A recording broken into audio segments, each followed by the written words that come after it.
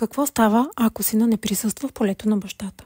След третата година на сина, бащата трябва да отделя много повече време за комуникация с него. Изключително важно за детето е бащата да намира достатъчно време, което да прекарват заедно в този период. Това ще помогне за неговото изграждане.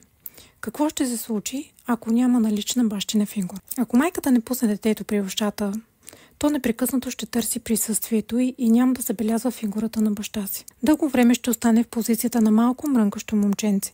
Един ден, когато порасне, ще привлича жени по-големи или възрастни, които да влезнат в ролята на майка и да се грижат за него.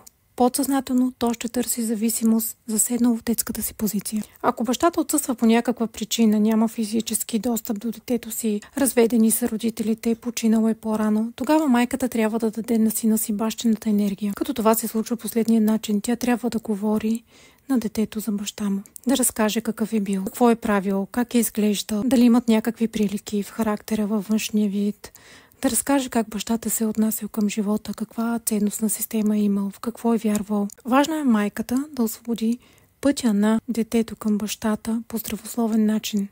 Ако родителите са разведени или бащата не е имал възможност да присъства в живота на детето си, в никакъв случай детето не трябва да бъде обременявано за това, разказвайки му как е постъпил баща му, как е напуснал майка му, колко лош е бил. Тази информация няма нищо общо с детето.